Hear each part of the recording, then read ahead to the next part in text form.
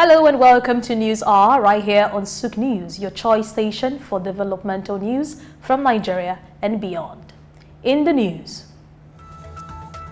federal government suspends accreditation of Benin Republic and Togo degrees. Interior Minister announces automation of Nigerian passport applications. European Investment Bank pledges €400 million for miscellaneous energy projects in Greece. FIFA unveils 2024 tournament, including Beach Soccer World Cup in Dubai.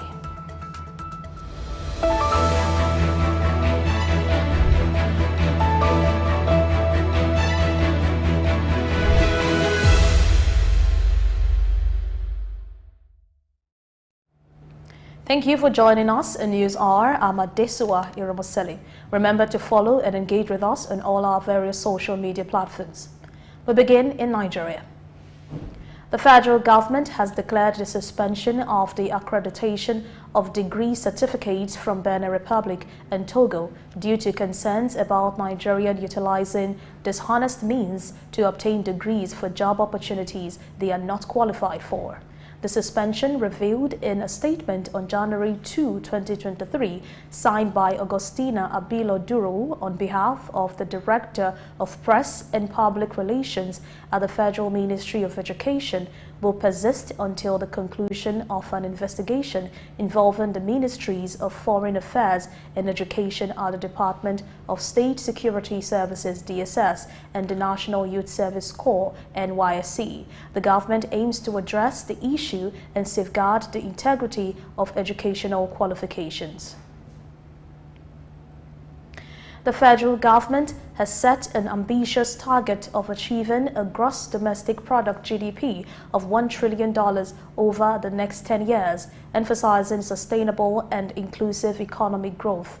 Governor of the Central Bank of Nigeria, Mr. Olayemi Kadoso, outlined the administration's fiscal reforms, including the removal of petrol subsidy and the unification of foreign exchange market rates, as crucial steps towards this lofty goal. Mr. Kadoso also addressed concerns in the payment service landscape, announcing a comprehensive review of the licensing framework and stressing the importance of technology in enhancing financial services and inclusion.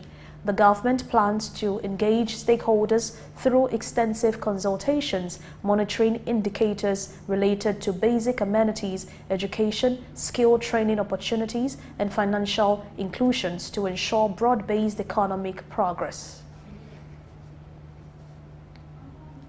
The Lagos State government has called upon professionals in the Building Control Agency to upgrade their skills and align with modern trends in the building industry.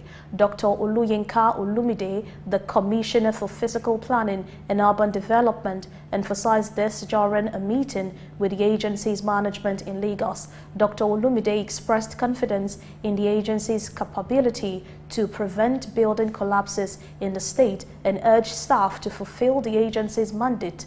He stressed the importance of integrity, urging professionals to resist corruption and maintain firmness in their actions, cautioning that consequences await those compromising safety standards. The Commissioner highlighted the public's keen observation of the agency's activities in the ongoing efforts to curb building collapses in Lagos.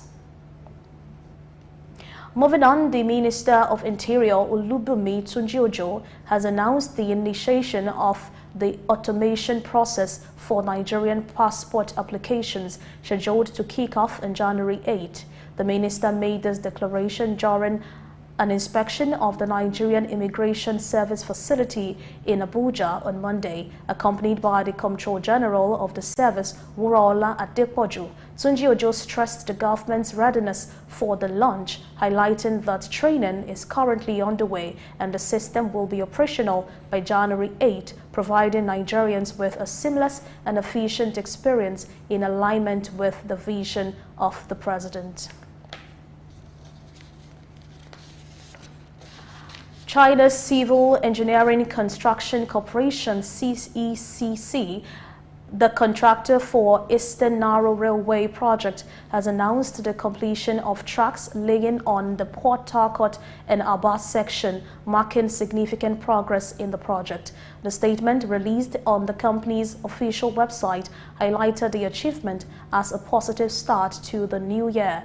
The development aligns with the earlier assurance from the managing director of the Nigerian Railway Corporation, Fidet Okiria, who projected readiness within 15 days. The Eastern Narrow Gauge Railway, a crucial part of the nation's rail network, aims to enhance connectivity among local railway ports and cities, while the laying of tracks on the Port Harcourt to Maduguri corridor is ongoing. Its completion holds substantial potential for Nigeria's economic and social development. The United States International Development Finance Corporation, DFC, has approved 17 transactions totaling over $3.3 billion in the first quarter, spanning various global initiatives. Among these, the DFC allocated a $250 million facility to Indorama Eleme Fertilizer and Chemicals Limited, enhancing global food security by supporting the construction of a third ammonia urea fertilizer facility in Port Harcourt, Rivers State. Into the oil and gas sector, preparations are underway for the commencement of production at Dangote Refinery as the company recently received its fourth crude shipment consisting of 1 million barrels of Bonny Light crude supplied by the Nigerian National Petroleum Corporation Limited (NNPCL), while the refinery is anticipating the arrival of the fifth crude shipment shortly. This recent delivery is part of the 6 million barrels expected by the world's largest single-train refinery, with 3 million barrels received earlier. The managing director of Dangote Ports Operations, Akin Omole, highlighted that the refinery aims to receive a total of 4 million barrels of crude before the end of 2023, with the remaining 2 expected in early January 2024. Once all 6 million barrels are in, the refinery is poised to initiate operations producing diesel, aviation fuel, and LPG before progressing to premium motor spirit PMS. In a recent story, a petroleum expert, Dr. Patrick Ilo, has emphasized the need for the Nigerian National Petroleum Company Limited (NNPC) to enhance its pricing system towards establishing a fair planning. Mr. Ilo, speaking at the opening of a mega station in Mowe, Ogun State, pointed out that the call for improvement reflected growing concerns about what he called market analysis and competitiveness. Mr. Ilo suggested that government should embrace a regulatory role in the oil industry rather than getting involved in business, adding that government should not compete in any way that could undermine the private sector. He was of the view that accountability, honesty, and transparency should be introduced into the NNPC, as previous actions had led to the removal of value-added tax on liquefied petroleum gas and customs duty on imported LPG was currently a policy statement that had not been implemented. We go on a short break now and return with the rest of the news. Stay with us.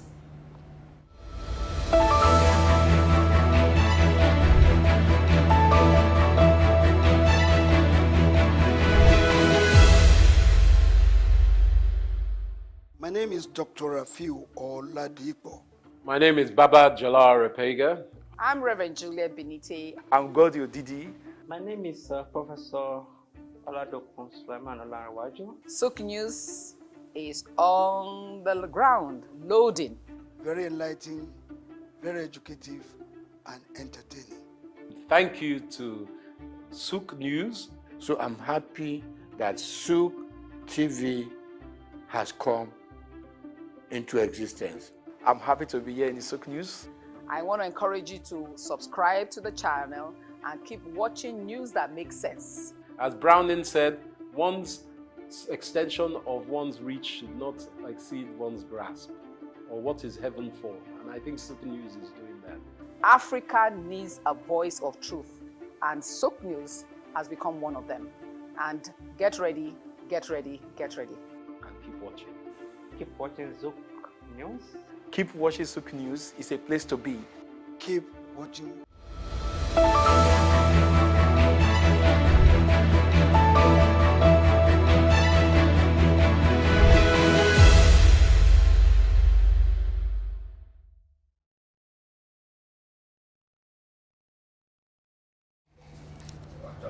Welcome back. It's good to know you're still with us. In response to the removal of fuel subsidy and global push for cleaner energy, Nigeria is witnessing a surge in the adoption of compressed natural gas (CNG) as an alternative fuel source. The Presidential Compressed Natural Gas Initiative has introduced CNG conversion centers in Lagos, Ogun, Rivers, Kaduna, and the Federal Capital Territory, marking a significant stride towards sustainable and affordable transportation.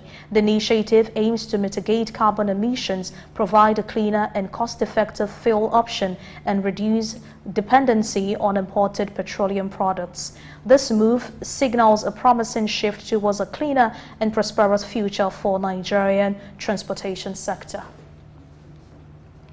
Leadway Health has joined forces with the petroleum tankers driver of the Nigerian Union of Petroleum and Natural Gas Workers (NUPENG) to introduce an extensive health insurance plan for its members, benefiting at least 5,000 tanker drivers nationwide. The partnership revealed in Lagos aligns with the visionary priorities of the newly elected PTD leaders, offering enrolled members access to the network of over 2,000 hospitals for comprehensive health coverage, preventative care, emergency medical attention, ambulance services, and coverage for selected critical illnesses. This initiative aims to alleviate financial burdens, ensure peace of mind, and provide timely medical interventions for tanker drivers who play a vital role in transporting petroleum products across the country. CEO of Leadway Health, Dr. Tokumbo Ali, expressed the organization's commitment to prioritizing the health and well-being of all Nigerians, especially tanker drivers, while periodic outreaches will facilitate regular checkups and care for PTD members at various locations. NUPENG representative William Akporeha emphasized the importance of health insurance in addressing the inherent risk and dangers faced by tanker drivers daily, urging similar initiatives from organizations with a like-minded commitment to their members' well-being. Seplat Energy PLC has been named Reputable Brand of the Year by Lagos State Chapter of the Nigerian Institute of Public Relations. The firm was honored during the 2023 Lagos PR Industry Gala and Awards recently in Lagos. The La Priga is an award that recognizes excellence and celebrates practitioners in public and corporate organizations as well as stakeholders to boost professionalism and more investment in the practice. According to a statement from Seplat Energy during the award ceremony, the chairman of Lagos NIPR, Comfort Nwankwo, stated that the Lagos NIPR has a rich history of celebrating excellence and professionalism, of which this year's award spotlight is on the game changer who have excelled in their fields of endeavors. In a remark, the Director of External Affairs and Social Performance at Seplat Energy PLC, Chioma Afe, congratulated the NIPR for its consistency over the years in celebrating innovation, excellence, and professionalism in the country's public and private sectors. Aviation stakeholders have urged the Federal Inland Revenue Service to reconsider its recent policy requiring traveling agents to pay taxes on air ticket commissions. The appeal was contained in a communique issued after the Aviation Safety Roundtable Initiative Quarter 4 breakfast business meeting in Lagos recently. The FIRS policy not only mandates travel agents to pay taxes on ticket commissions, but also imposes an additional tax on the corporate activities of those organizations. Industry players argued that the dual taxation approach raised concerns about the fairness and feasibility of the taxation system in the sector. During the meeting, stakeholders emphasized the need for a comprehensive review of the taxation policy. They asserted that the current framework imposes an undue financial burden on travel agents. There has been several complaints of multiple taxation in the country by the organized private sector. This prompted President Bola Tinubu in August to set up Presidential Fiscal Policy and Tax Reform Committee, chaired by Taiwo Oyedele, formerly Fiscal Policy Partner and Africa Tax Leader at PricewaterhouseCoopers. Away from that, according to data released by the National Bureau of Statistics (NBS), a total of $655.4 million in capital importation was attracted by 5 states and the Federal Capital Territory Abuja in the third quarter of 2023. During the period from July to September, foreign investors directed their investments exclusively to Lagos, FCT, Abia, Ogun, Akwa Ibom, and Ekiti, while the remaining states reported zero capital importation. Specifically, Lagos received $308.83 million, FCT secured $194.66 million, Abia attracted $150.09 million, Ogun obtained $1 million, Akwa Ibom saw $65,000 and Ekiti recorded $12,750 in capital importation. Notably, Abia's $150.09 million in Q3 2023 marked the highest capital importation for the state since 2020, when it attracted $56.07 million. Following the commencement of the 10-year tenure limit for managing directors and executive directors in insurance companies, Leadway Assurance Company Limited has announced a leadership transition in compliance with the regulatory stipulations of the National Insurance Commission. The company, in a statement, announced the appointment of Mr. Gboyega Lesi as its new Managing Director and Chief Executive Officer with effect from January 1. It also appointed Mrs. Oluwafumilayo Amanwa as the Executive Director of Technical and Operations. The firm stated that they succeeded the previous directors who exceeded the stipulated 10-year tenure in their respective positions. This strategic decision underscores Leadway Assurance Company Limited's dedication to upholding the highest standards of corporate governance and compliance with regulatory guidelines. The board expresses its trust in Mr. Gboyega Lesi's leadership skill, which have been cultivated through close collaboration with Mr. Tunde Hassan Odukale over the years. Leadway Assurance was founded by Dr. Hassan Odukale in 1970, but started business operations a year later. Consultancy firm Stage Africa Media and Advisory has launched Small Business Saturday initiative to empower and support entrepreneurs throughout Nigeria.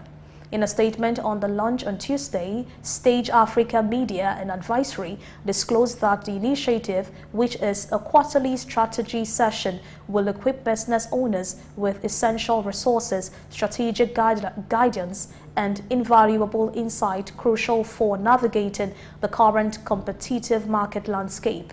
Commenting on the initiative, the principal consultant and founder, Stage Africa Media and Advisory, Omotoyosi Ajayi, said the mission is to empower entrepreneurs by offering tailored solutions that address the challenges that face the business journey.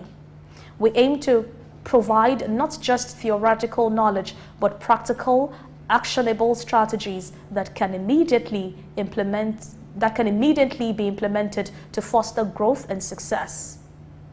The initiative will encompass crucial focus areas such as business advisory solutions, which include tailored guidance addressing financial management, operational efficiency and strategic planning, growth marketing strategies, digital skills for business growth, which consists of workshops on digital literacy and online platforms vital for business development, strategic communications such as effective communication strategies, brand positioning for a robust brand presence, and personal branding solutions for founders and executives to establish authority and influence. The University of Ilorin, under the leadership of Vice-Chancellor Professor Olasupo Egbewole, has strategically collaborated with a Swedish firm and Lotus Bank to set up innovative hubs.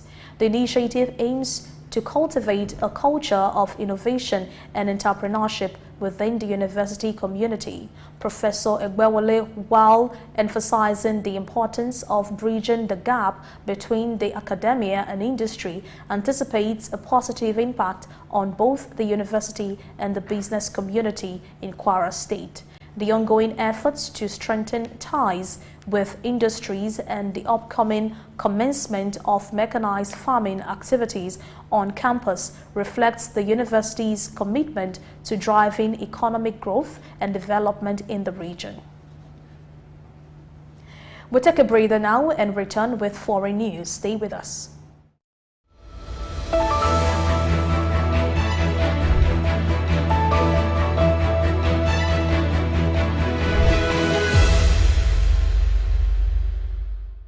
My name is Dr. Ajili Tobi. My name is Etemari Glover. Naomi, well done, and shout out to Souq News. Shout out to Souq News. I want to encourage everyone to keep watching Souq News. Shout out to Souq News, and yes, tune into them. Keep watching Souq News.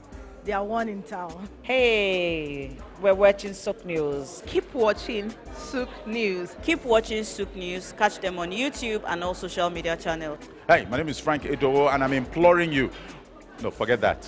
I am forcing you, coercing you to always stay tuned to Souq News for your news requirements.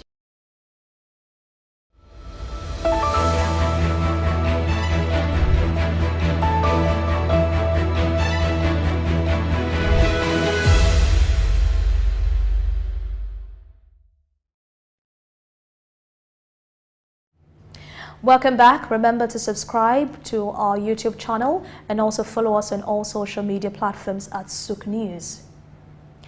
And next in the news, Dubai's Roads and Transport Authority (RTA) has awarded a contract for a comprehensive street lighting project that will cover 40 districts and streets as part of the broader street lighting plan 2023 to 2026. This initiative aims to upgrade the infrastructure of the road network facilities to align with Dubai's continuous development and address the demand of urban expansion and population growth. The Director General and Chairman of the Board of Executive Directors of RTA, Matar Al-Tayyar, noted that the primary objective of the plan is to enhance traffic safety and security for all road users, including vehicles and pedestrians. The plan employs the latest smart and sustainable lighting technologies, utilizing energy-efficient LED technology to achieve a 55% reduction in energy consumption and a 173% increase in lifespan, thereby reducing maintenance and operational costs.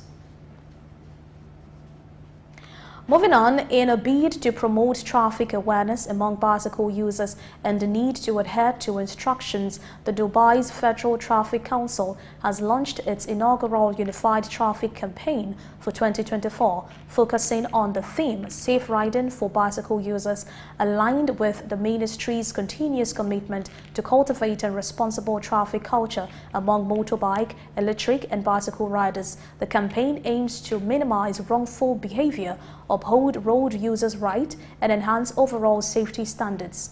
Chairman of the Federal Traffic Council, Brigadier Engineer Hussein Ahmed Al-Hariti, noted that the campaign, spanning the first quarter of 2024, involves collaboration with strategic partners, ministries, federal and local agencies, and various entities dedicated to traffic safety. In the Middle East, Somalia has firmly rejected an agreement between its breakaway region Somaliland and Ethiopia, which granted Ethiopia access to the Red Sea via the major port of Berbera. Somalia, considering Somaliland part of its territory, declared the pact had no legal force and summoned its ambassador to Ethiopia for discussions on the matter. Somalia's President Hassan Sheikh Mohamud emphasized that no one had the authority to relinquish part of Somalia, labeling the agreement an interference with sovereignty. Ethiopia's offer of a stake in Ethiopia's airlines to Somaliland in exchange for Red Sea access adds complexities to the situation, with officials from both nations yet to comment. Still in the Middle East, oil prices surged over 2% in the initial New Year session, driven by concerns of potential disruptions in Middle East supply following the recent attack on a container ship in the Red Sea and optimistic expectations for Chinese demands. Brent crude climbed by $1.58 to $78.62 per barrel, while U.S. West Texas Intermediate rose by $1.56 to $73.21. The attack on the Maersk container vessel by Iran-backed Houthi forces heightened geopolitical tensions, with U.S. helicopters sinking 3 Houthi vessels. This event, coupled with uncertainties in the Israeli-Hamas conflict, contributed to the rise in oil prices. The potential impact on crucial waterways for oil transportation and the decision by ships to sail around Africa to avoid the Red Sea further underscores the market's response. Away from the Middle East, the European Investment Bank has pledged €400 million to support a substantial new initiative by Mytilineous Energy and Metals, aimed at accelerating renewable energy production across Greece and the EU. Mytilineous plans to implement a portfolio of solar PV and battery storage projects totaling approximately 2.6 gigawatts capacity, with an estimated investment of €2.5 billion. The EIB's financing underscores its commitment to equitable growth, as the projects will be situated in less developed and transition areas, promoting cohesion in regions with lower per capita income. The 10-year loan contract signed on December 21, 2023 in Athens aligns with the EIB's broader support for REPowerEU, the EU's plan to reduce fossil fuel dependence and achieve carbon neutrality by 2050. In addition to expanding renewable capacity, the financing will enhance the electricity grid, enabling better power supply management, improving reliability, and preparing for future demands. FIFA has unveiled its lineup of tournaments and events set to unfold in 2024. The journey to the biggest ever FIFA World Cup continues, with ongoing qualifiers complemented by the Best FIFA Football Awards in London on January 15, 2024, recognizing outstanding achievements in the women's and men's game. The FIFA Beach Soccer World Cup, scheduled for February 15 to 25 in Dubai, will witness 16 nations vying for glory, featuring star players like Chiki Adil, Edson Hogg, and Ozo Moreira. The Olympic football tournament in Paris 2024 for both men and women will unfold from July 24 to August 10 across 7 venues in France. And finally, in the fourth quarter, Tesla has exceeded expectations by delivering 484,000 507 vehicles, surpassing analysts' average estimate of 483,173. Despite the strong performance, Tesla relinquished its top spot in global electric car sales to China's BYD Co., which sold 526,409 fully electric vehicles during the same period. While Tesla achieved its goal of delivering 1.8 million vehicles for the year, it fell short of Elon Musk's optimistic scenario of producing 2 million cars, despite a series of price cuts. BYD's success in electric car sales is attributed to its broader lineup of more affordable models in the Chinese market. The change in ranking underscores China's increasing influence in the global automotive industry, having potentially surpassed Japan as the world's largest passenger car exporter in 2023. And that's all we can take on News R. Many thanks for watching. I'm Adesua Eramaseli.